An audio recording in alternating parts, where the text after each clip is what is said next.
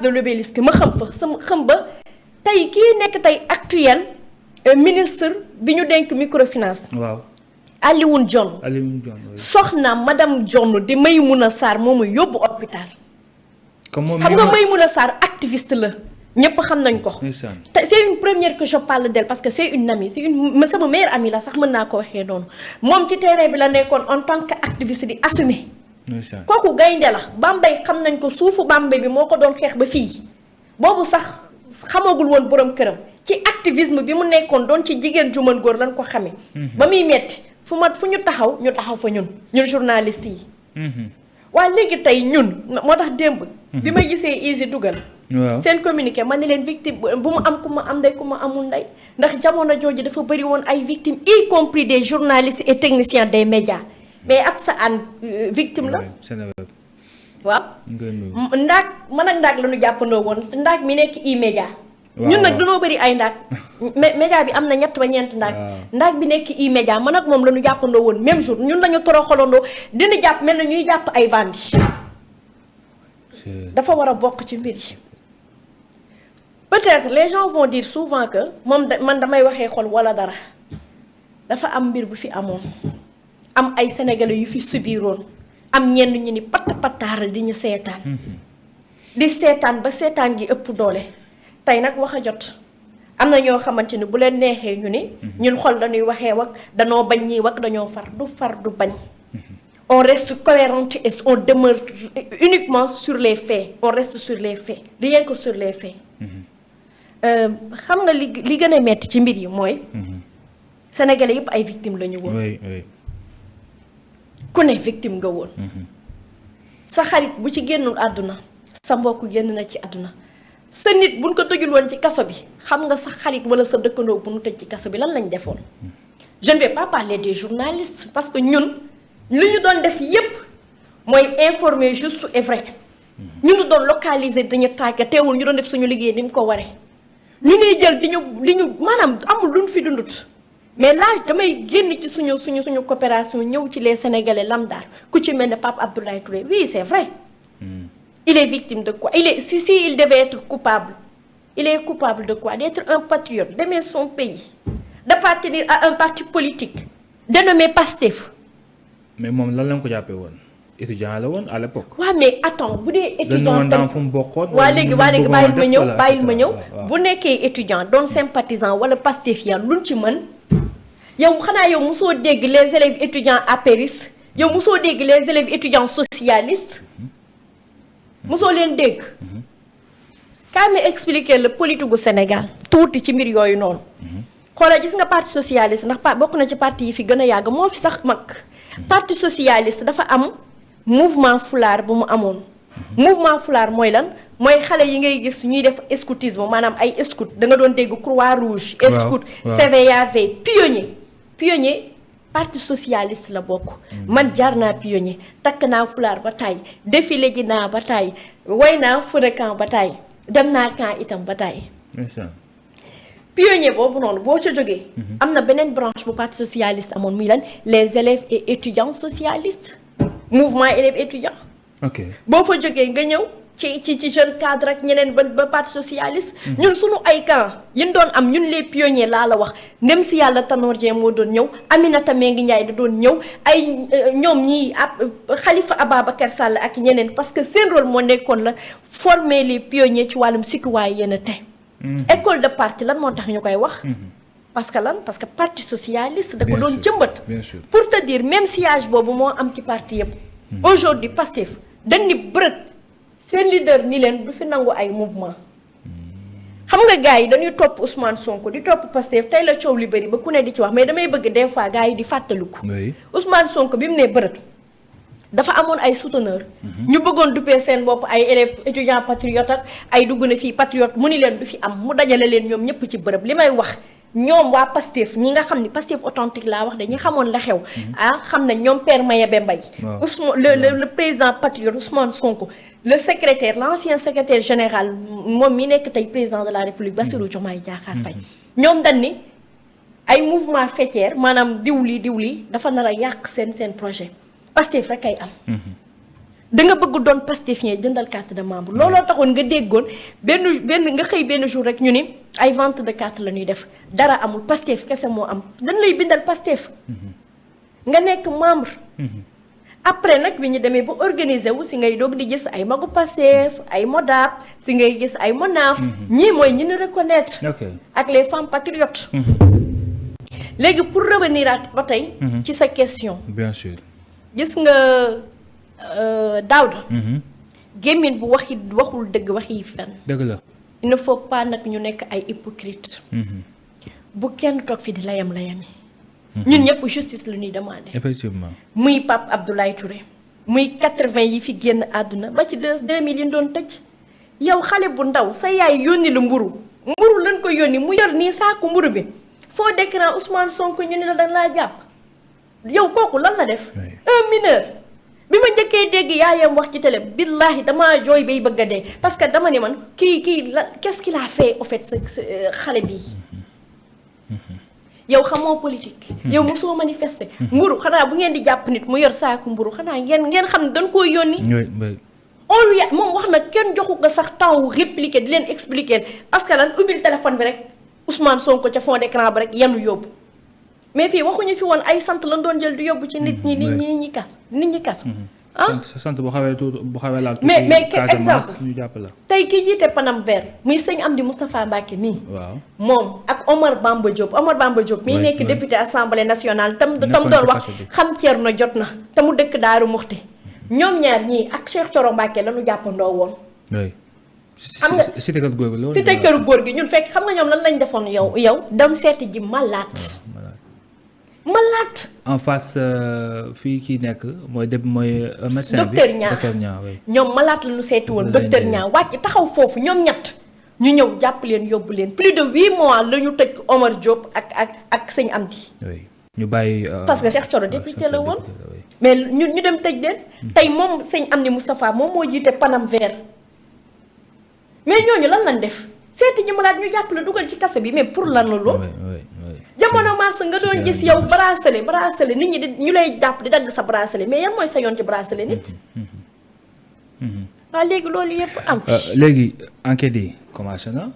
peut-être que xëy naa ni fii ak fan ñu xam exactement les responsables ñan ñoo commandé affaire yi lan moo nekkoon seen ginnaaw et cetera parce que bu ñu fàttali ko des fois nga dégg ñu ne kat la femme numéro 9 des fois nga dégg aussi des pick-up yu génne ci benn maison parti bu siiw nekk fii ci Ndakaaru yu jëm ci manifestants yi est-ce que tamit enquête bu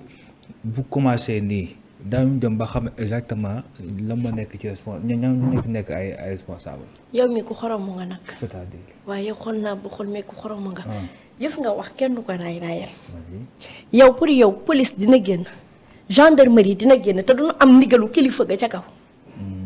damay laajte rek yow pour yow ñi duñu jël kon seen responsabilité fan lay limité wu fan la nekk ci réew mi ma waxati ko nous avons élu le président Macky Sall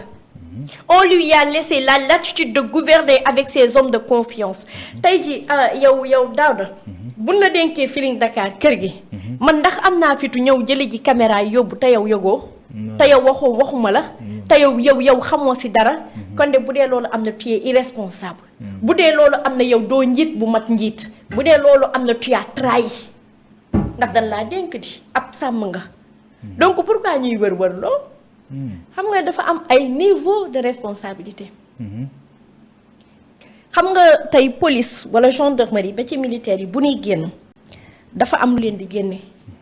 da ngay bind mu officiel nga ni bind na date tel objet bi lii la nii la effectif bi la ñu soxla fii la lii tel lañ leen soxlawee pour tel ak tel ñu ni peut-être assurer sécurité publique peut-être ñu ni lan encadrement de manifestation wala dara quel que soit rek motif boobu la ñuy def léegi nag loolu dañ koy signer cacheté ko buñ ko signer cacheté ko ku ko signer cacheté ko moom moo joxe ordre kooku kan moo ko jox ca kaw ordre xam nga aujourd'hui dafa am ay niveau de responsabilité niveau responsabilité étatique comme administrative nos préfets nos gouverneurs ak ñeneen sous-préfet ñu ni mel nga ñëw nag étatique de ministre yenn DG yi nga dem ca kaw seen président de la république ñun Sénégal gii ma waxati 2012 ba 2024 su nu amee lu ñuy wax kenn kese lañ koy waxal. muy le président Macky Sall moom la ñu dénkoon suñu réew moom la ñu faloon Daouda. oui le président Macky Sall doon na fi lu ne. doon na fi lu ne ndeysaan doon na fi directeur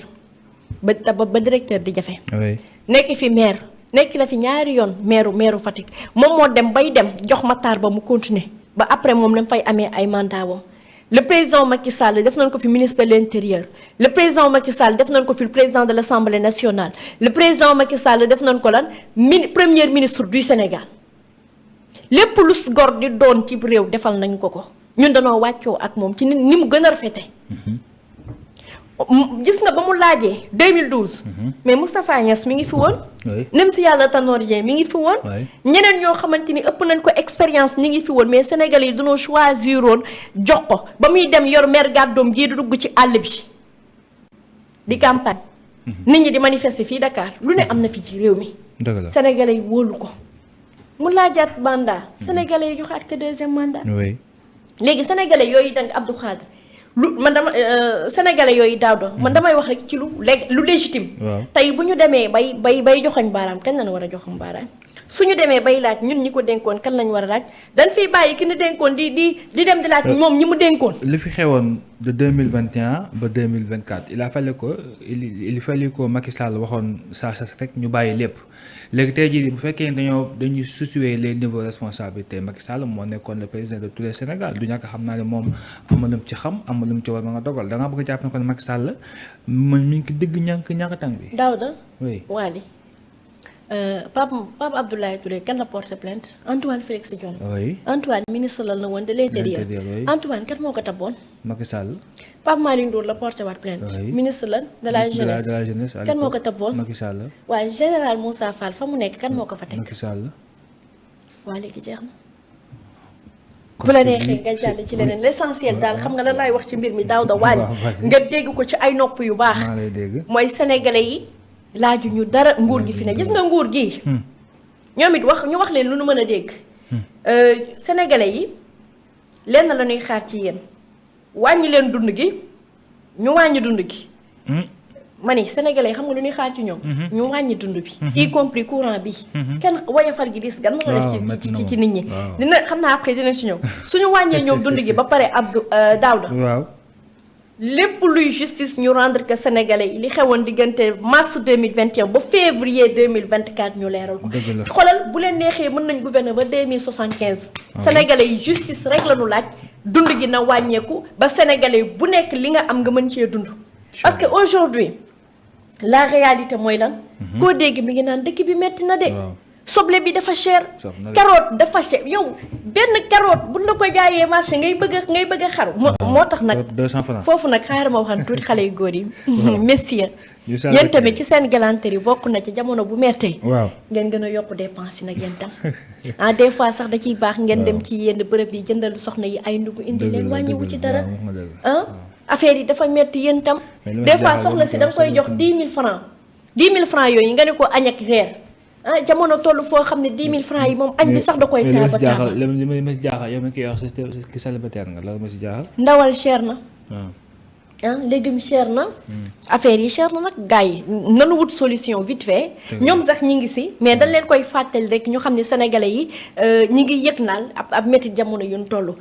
bu ko defee yéen tamit ngeen gën a doon ay gentleman rek te bañ koy waxee mais di ko doxee mu bañ a nekk ci ay parfum yu cher bañ a nekk ci ay sañse bañ a nekk ci présentable mais ngeen koy jëfee ci biir kër yi parce que soxna yi nag wax dëgg yàlla sonn nañ jamono yi marché dafa metti gis nga période nawet marché dafa mën a metti surtout ñun situation bii ñuy dund nga xam ne sunu nguur gi ay bañkat lañ waaye am na ñeneen ñu doon benn fonctionnaire du fayeeku am na ñeneen ñu doon dëkk bi ci kaw lay ne dëgg la mais ñoom ñi ngi jéem a gérer avec les moyens du bord mais fu nu jaar ñun tam di leen di jottali li askan wi di wax ci suuf donte ni yéen ñu gën a xam li xew mais dañ leen di fàttali rek bu ko defee jéego yi gën a bar mani la dund gi bu wàññeeku woon tuuti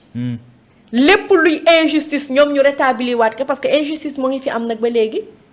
ndax mars 2021 février 2024 am na yu fi doon am te warul woon am ñu yaakaar ci nag justice bu dëggu ñun neewuñu dem leen jàpp ji kenn gis nga Daouda c'est benn sénégalais nekkul ci siège yu dem leen jëli ku leen neex ngeen jàpp ci kaso bi nekkul ñu ci naan nañu defante wala nañu fayonte déedéet xam nga ci lan lañu ne gis nañ ay doomu sénégalais yu nu faatoon ci ay conditions yoo xam ne leeragut kenn illustré gun ko gisuñu ay enquêtes yu aboutir fenn ñun kat yëg nañ fi Fulbert Sambou Didier Badji yu ni may kenn xamul fu ñu ne Daouda xëy nañ dégg fi kat ni réew mi dafa am ay terroristes ay forces occultes gis nañ ni suñu dëkk bi dafa nekkoon en danger loolu maître Aïssata Tall Sall Antoine Félix Diome sax waxoon nañ ko ca RFI ak France 24 ban fa demee waaye léegi nag ñun loolu la ñu bëgg xam rek mu leer jot loolu yëpp jàll na aussi ay armement waaw lu armement 45 milliards d'armement yi fu mu ne léegi ñu dañoo bëgg mu leer ay question yu légitime la tuumaaluñu kenn jéñuñu kenn mais comme yoon a war a setal yoon a war a def enquête ba tey ñun ñu ngi ci présomption d'innocence nekkuñu sax ci ay présomption de culpabilité de maa la wax lii ñun ñu ngi ci présomption d'innocence ñëpp lañ nangul seen ñàkk def bañ a def dara parce que comme mbirum dossier judiciaire la tant que condamnation amul et que juge bi newul yaa def dañ naan présomption d'innocence da la koy wekki ci sa ndodd merci beaucoup waaye nag justice na bar waaw ñun xel dafa dal bi nu gisee ni le ministre Ousmane Diagne enclenché na ay dossier ouverture dossier judiciaire ay soit transmis ñu jébbal ko le procureur de la République ñuy doog dina commencé di xool dossier yi waaw ñun laaju ñu leen waaw nañu justice dama gis benn poste bu la DG bu RTS def gis naa sax ñëpp di ko partagé ci réseau social bi muy Pape Alé Niang DG bu RTS